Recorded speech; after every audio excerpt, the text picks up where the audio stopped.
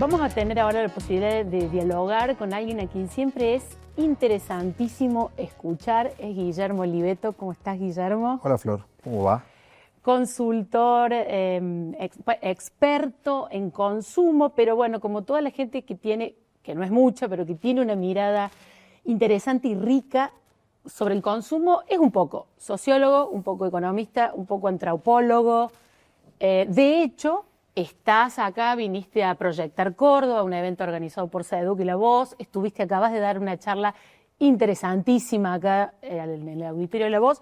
Presentas también tu último libro, Clase Media, Mito, Realidad o Nostalgia, donde haces un análisis profundo de, bueno, cómo viene evolucionando esta creación, esta parte del ADN argentino que es la clase media. ¿Por qué es importante cuidar a la clase media? Primero porque es, yo diría, el corazón de la identidad nacional. Es lo que somos. Por eso digo en el libro Mito, Realidad, Nostalgia, porque es un poco mito, en aquel somos todos clase media. Pero ese mito nació de una verdad. En el año 60, en los 60, los 70 y hasta entrado a los 80, la clase media representaba el 75% de la población de la Argentina. Un país que tenía solo 4% de pobreza, era un país que tenía una distribución del ingreso parecida a la que hoy tienen las principales potencias del mundo. Un país mucho más homogéneo. Se distinguía y se recortaba de Latinoamérica por mucho, gracias a esa gran proporción de clase media que tenía además un profundo acervo cultural, porque se formó en función de una política de Estado que nace con Sarmiento y que atraviesa un siglo, que es la educación pública como factor de movilidad social ascendente, de progreso, ¿no?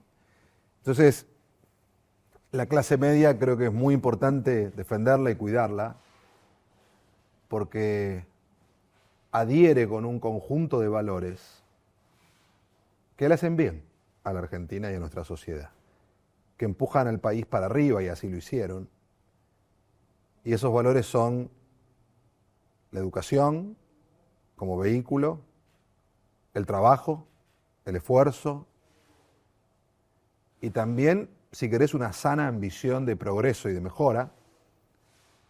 Y todo eso definido en aquella vieja frase de mi hijo el doctor, ¿no? De la idea de la próxima generación vivirá mejor que la anterior, buscando este buen vivir, este bienestar, que incluye disfrute.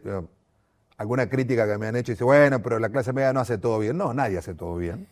Sí. Pero a mí me parece que es un momento para destacar lo que hace bien, porque está amenazada por un largo proceso de degradación que empezó hace 50 años, justo hace 50 años, con el Rodrigazo, y así lo recuerdan los que tienen más memoria y más edad. Luego fue la hiper de Alfonsín, en el 89, el Rodrigazo en el 75, luego la crisis 2001-2002 y finalmente lo que la propia sociedad define como un bombardeo, que fue la pandemia y sobre todo una extensísima cuarentena. Entonces, en ese derrotero, vos hoy tenés solo 43% de la población de clase media, perdiste 30 puntos. Eso te iba a preguntar, porque mencionaste 75 tiempo atrás. Bueno, hoy, ¿cuál es el tamaño de la clase media? Porque dentro de la clase media también hay capas, hay características, claro, ¿no? Es un concepto que simplifica muchas cosas, pero la clase media usás el concepto mafalda, ¿no? Bueno, esa cuenta es muy complicada, muy difícil de tolerar. Que se refiere estable, empleo seguro, vivienda propia, educación, acceso a la educación, digamos, todo ese combo sintetizado en mafalda. ¿Qué tamaño tiene hoy en Argentina? Bueno, yo me decidí a escribir el libro, entre otras cosas, cuando encontramos en nuestros estudios del año pasado, ahora que había bajado la inundación, la marea, el bombardeo que paró, básicamente bajó la inflación, obviamente. Sí. Y la gente se mira al espejo y ve dónde quedó parada. Y cuando antes, como expresión de ese componente mítico, nos encontrábamos con que gente de clase baja nos decía, yo me autopercibo como de clase media, o soy clase media, aunque sea clase media baja, pero soy clase media. Ahora, al revés, nos encontramos con gente de clase media baja, técnicamente definida como tal, por la educación del principal sostén del hogar y por la ocupación del principal sostén del hogar, que es como la academia ha definido que Claro. se estratifican los distintos parámetros de la sociedad en Argentina. Te encontrás con gente de clase media baja que nos decía, yo no soy más clase media. Argentina no es más un país de clase media, hay mucha pobreza, ¿no la ven? Y yo soy clase trabajadora. Tengo trabajo para poder comer y tener lo básico, y que es un significante histórico de la clase obrera ese pensamiento, ¿no? O soy clase remadora o luchadora, una manera más coloquial, si querés, de decir algo duro. Sí. Y finalmente lo que a mí me choqueó fue cuando nos encontramos con gente de clase media baja diciendo soy pobreza intermitente, que es este concepto nuevo de clases sociales móviles dependiendo del momento. Claro, ¿no? estoy atada con Con broches leves de un alambre. muy finitos, Claro. muy frágiles. Entonces, la cuenta dura es que la clase media mafalda hoy no es más del 20-25% de la población. La clase media Terrible. total es 43%, pero la mafalda, la que en esa época era, en nuestra memoria, 75%, ponerle que no fuera todo, obviamente, pero nunca nada todo es igual y hay matices y diferencias, pero fuera 50, 60, porque era muy homogéneo todo eso, hoy es 25%. La que tiene es generar un empleo en blanco, es generar una empresa, o sea, privado registrado, que sabe que se va a ir de vacaciones, que tiene la casa propia como anhelo y en muchos casos concretado, que tiene un auto, que puede viajar, bueno, que manda a sus chicos al colegio y tiene la vocación y la ilusión de que los hijos a través de esa educación sigan mejorando el linaje, digamos, sigan Claro. evolucionando, que transmite esa herencia económica pero también cultural a su descendencia. Vos ¿no? usaste una imagen en la charla muy interesante, me parece muy gráfica. Mira para arriba. Mira para atrás. Los sectores que están en la pobreza, lamentablemente, en muchos casos sobreviven en una resignación. La clase media mira para arriba, eso de alguna manera todavía diferencia a la sociedad argentina de otras sociedades, no lo digo en sentido estigmatizante, pero es una realidad. Por ejemplo, otros países latinoamericanos que se esgrimen, como Perú, y hay un sector de la sociedad que dice, en términos de característica social, no queremos ser Perú, no queremos latinoamericanizarnos. Sobre todo Entonces, latinoamericanizarnos, Flor, en la vieja Latinoamérica, que era una Latinoamérica congelada, que no había movilidad social. Claro. En los últimos 20, 30 años, gracias a los recursos naturales, aún con mucha fragmentación, países como Chile, como Perú, como Paraguay, han mejorado. Si antes eran 10-90, 10% estaba bien y 90% más o menos mal, bueno, hoy ponele son 20-80 o 25-75, Chile un poco mejor, ponele 40-60 o 50-50, ponele el corte donde quieras. Pero vienen de menos a más. Claro, Argentina viene de más a menos. Hacemos el camino inverso. Y eso es mucho más doloroso, mucho más doloroso. Entonces, ese proceso de latinoamericanización no solo es doloroso, sino que como es doloroso es peligroso. Nunca sabés dónde termina.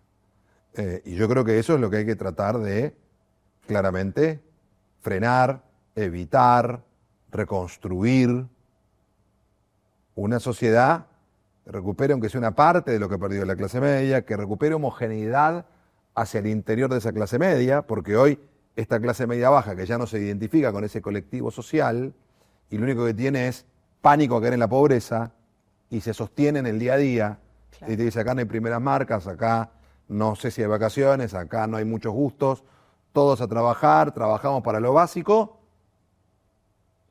y el mes termina el 20. Bueno, desde ahí es muy difícil soñar. Claro. Entonces, si vos en un país perdés el sueño y perdés el anhelo de brillar, lo más probable es que te vuelvas opaco. Es cierto. Bueno, una discusión clave que se abre en el horizonte muy relacionada con eso, vos también lo presentaste, o un debate que se impone, que no se está dando todavía, es el debate de los excedentes. Bueno, primero tenemos que llegar a una situación de mayor holgura económica, pero se supone que hay sectores, la energía, la minería, el campo como ya lo hace, la economía del conocimiento, que tienen potencial, que son las nuevas grandes apuestas. De hecho, el presidente insiste con eso. Presentabas un cálculo de que eso, bueno, va a ir generando un crecimiento económico y una riqueza que de acá hacia unos años adelante, bueno, va a generar una situación así, bueno, toda esta riqueza se está generando en Argentina. El problema es que sobre eso, a lo que hay que llegar y hay que lograr, no hay que malograr antes, hay que anteponer o cruzar una discusión de, bueno, cómo eso se reparte para evitar justamente que nuestra sociedad tenga esa deriva que estás describiendo, digamos. Sí. Vos ves que ese debate todavía hoy no arranca, no está en presencia de la clase política, de algún otro actor en la sociedad. Yo creo que es un debate, obviamente, que está arrancando y que probablemente crezca en densidad a medida que te acerques a la posibilidad, ¿no? El primer debate, hay que pensar que hace no tanto tiempo todavía no estaba hecho ni el gasoducto. Claro. Que había que hacer, ¿no? Pero es un debate de la elección presidencial 2027. Probable, es probable. ¿Por qué? Porque empezás a ver que el premio puede ser. Bueno, el esfuerzo de haber transitado el desierto y de haber atravesado momentos de mucha degradación y dolor, puede tener un premio. Y ABCEP, la consultora de Dante Sica y Ecolatina lo calculan entre los 4 sectores: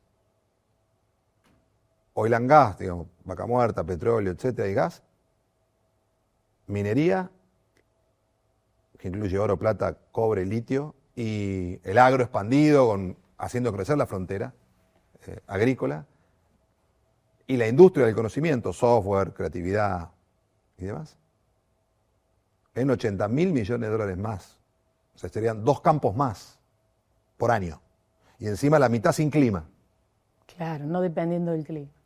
Eso es un cambio sustancial para la Argentina. La pregunta que yo hago es, y que creo que es una pregunta que va a tender a crecer, ¿cómo llega el litio de Catamarca o el petróleo de Neuquén a los conurbanos? Claro. Que es donde está el nudo del problema. Y la respuesta, en algún lugar, a mi modo de ver, está en 2 o 3 vectores. Uno es empleo privado registrado. Hoy la Argentina tiene 6.300.000 empleados que trabajan en blanco en una empresa. Ese número no crece desde hace 12 años. Entonces, mientras vos no tengas eso, es muy difícil recuperar la homogeneidad, porque el trabajo en blanco te da acceso al crédito, te da previsibilidad. Por supuesto, también el que no trabaja en blanco puede tener un crédito, pero tiene una tasa más cara, porque tiene más riesgo. Entonces, Argentina hoy tiene 9 millones de informales. 9 millones de personas trabajan en la informalidad. O sea, están en intemperie, sin ningún tipo de protección, ni de seguridad, ni de nada, y viven como se vive a la intemperie. Depende del clima. Entonces, ese es un vector. Para eso tenés que recuperar confianza, tenés que recuperar que sea mercado la Argentina, que sea negocio.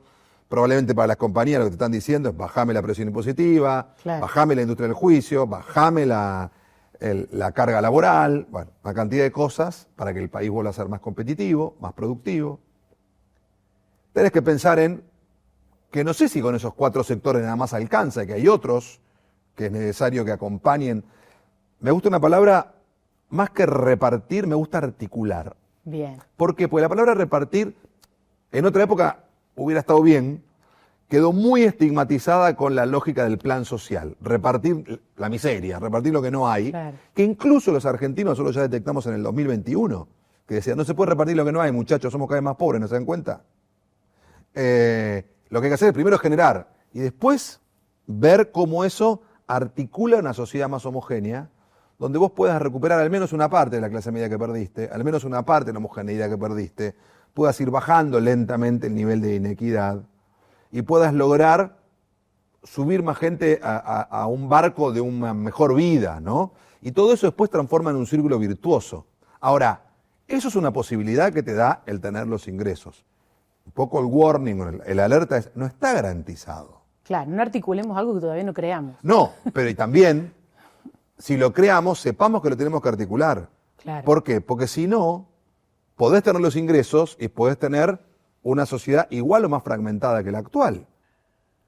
Y por otro lado, lo que tenés que ver también ahí es, bueno, hay modelos alternativos que no son tan interesantes para una sociedad que viene de más a menos. Digo, yo no sé si la sociedad argentina se conforma con la latinoamericanización.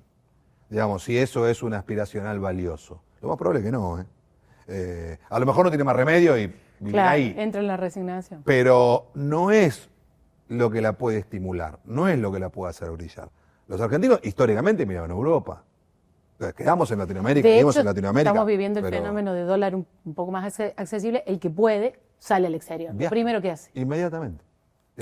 Esa reacción Sí. es idiosincráticamente argentina. 100% Los argentinos quieren mundo. El punto es cuántos pueden hacerlo. Claro. Que vos no generes una mirada en un lugar y otra mirada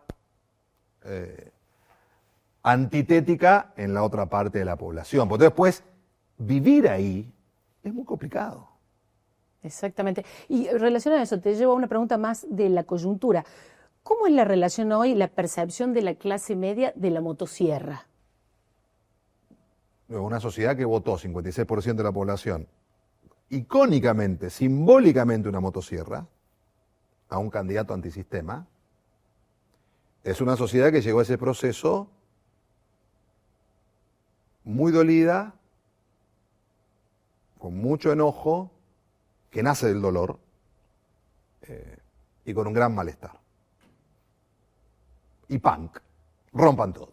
Digo, ya este modelo no me da ningún tipo de prestación más, rompan el sistema, por eso votó un antisistema. Lo que hay que entender del punk como concepto musical es que el punk, los Sex Pistols, 77, No Future y demás, el futuro, cuando vos ahondás en la historia del punk, no hay futuro y no quiero nunca el futuro, es este futuro no me sirve y quiero otro futuro, ¿no? Entonces, me parece que este va a ser un tema a mirar, que es donde de motosierra hay que pasar algún elemento de más precisión, y donde hay que buscar la pala y la hormigonera para empezar a construir, ¿no? Primero rompamos todo, bárbaro. Después empezame a armar el próximo futuro. Empezame a armar Claro. el puente para llegar hasta el día ese que vamos a tener mucho más dinero. Bueno, en algún momento esa agenda va a ir transicionando. Si esto fuera música, Sí. un volumen va a ir subiendo un poco más que el otro, ¿viste? El proceso de la mezcla de las músicas. Sí. Bueno, cuando es no sabemos que hoy la sociedad valora mucho, y probablemente eso quede evidenciado durante este año en el proceso electoral, el orden, la tranquilidad y la previsibilidad que le ha dado el gobierno hasta aquí, que eso traducido es orden, no piquetes, y sin violencia, o sin mayormente violencia, sin ningún episodio dramático. Sí. Puede haber alguna tensión, pero no dramático. Previsibilidad y estabilidad, baja la inflación y estabilidad del tipo de cambio, el dólar. Bien. 3 cosas para los argentinos muy relevantes y muy valiosas que permiten, bueno, incrementar, si querés, la tolerancia a ciertas cosas que puedan no gustarme. Insisto, hoy la aprobación, según la última encuesta de Aresco, pero también en muchas encuestas más o menos en la misma línea, da 53%. Cuando yo estoy hablando de esa gente que apoya A el pesar gobierno. incluso Tenés de- 47% que no Claro. apoya, ¿no? Y esa aprobación incluso a pesar del ánimo, del temperamento de Milei, que da la sensación, contrasta con todo esto que decís, la tranquilidad y demás, él sigue con esa intensidad. Bueno, ahí esa hay una violencia. paradoja que la gente dice, hacía falta un loco para tener un país sensato, ¿no? Pero eso no le Acordate resta. que Milei, cuando gana, va a el Teatro Colón, que después se corta la transmisión, pero entra con Raúl Lavie cantando Balada para un loco. O sea, se hace cargo de eso y dice, Sí. al revés. Como tengo esta personalidad, soy capaz de hacer los cambios que hacía falta hacer, y ese fue el vínculo con la sociedad. Ahora, eso se sostiene en tanto verifique. Hasta acá, 53% de la población dice verifica. Resultados prácticos. Logró cumplir. Él lo dijo, yo soy bilardista. Lo que nunca habría que olvidarse de otra cosa que decía Bilardo, no solo el resultado es importante, sino Bilardo también decía, el partido ni siquiera termina cuando toca el árbitro el silbato, termina cuando está dentro del vestuario. porque siempre puede haber algún escarceo y pueden echar alguno en el túnel. Claro. Entonces, digo, el partido está lejos de terminar. Hasta acá, lo que la sociedad está diciendo es, cumplió el pacto, estabilizó, ordenó, la macro claramente está mejor, podría haber sido mucho peor. Empezaron a llegar cosas de Amazon, puedo comprar, vienen marcas de afuera que quería que estuvieran. Bueno, ya es un montón. Puedo volver a viajar, es un montón. Como todo, el ser humano logra un umbral, pide más. Y la Argentina viene de tan atrás que tiene demandas por un rato largo, ¿no? Entonces va a haber que ir viendo y monitoreando cómo esas demandas evolucionan, se transforman, mutan. Bueno, Guillermo, nos quedaremos todo el día, pero bueno, se acaba el tiempo y te agradecemos muchísimo. Muy interesante escucharte. Gracias, Siempre. Flor. Gran placer.